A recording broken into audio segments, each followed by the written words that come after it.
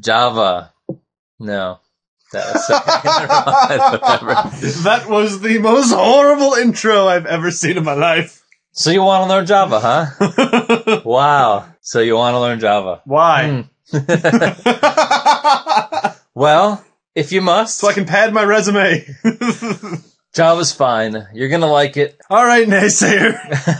Welcome to Programming in Java from Whippet.net. Kevin and Brian are here again to take you through an amazing journey through another amazing programming language. Yeah. Now, Brian and I do like Java. We'll talk about this a little bit. We like Java, but we have little things that we would like. Just like in all languages. Yes, yes. So let's talk about, Brian, in the introduction, where did we come from as a group? You, me, you there watching the tutorial. Where have we come from? Right. So we know the basic learning.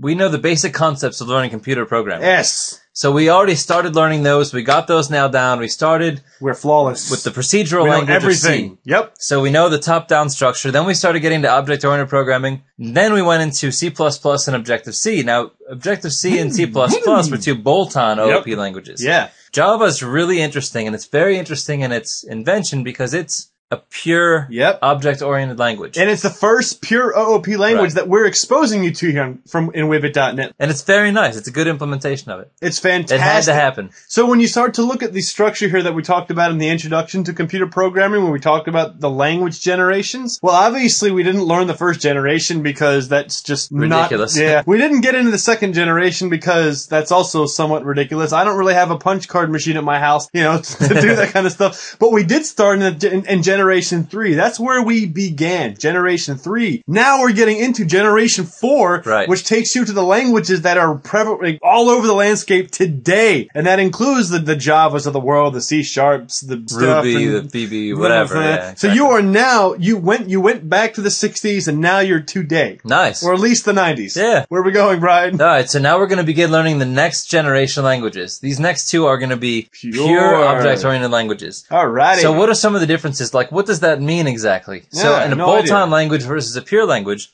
a bolt-on language, object-oriented structures are a class that you import that enhances the underlying language. It's just classes and interfaces that are used like objects that sort of add on to the underlying. But that's not necessarily true because object-oriented programming, in order to have those objects, you need to have enhancements to the language. Exactly, that's true. So the language has to have something built on top of it to support the objects that you will use. Whereas a pure language, that's built from the ground up with that in mind when they designed it. Absolutely. When they laid the foundation, OOP was at the forefront. In bolt-on, it was some old thing that they just built some new shit on top of. Right. And in a bolt-on language, programs can be both procedural and have object-oriented entities. If you remember in C++, sometimes we would kind of do the object-oriented style main. Right. That still came from the main entry point of main, which isn't changeable in the procedural structure. Right, we also had main functions as the starting point in those languages, in Objective-C and C++.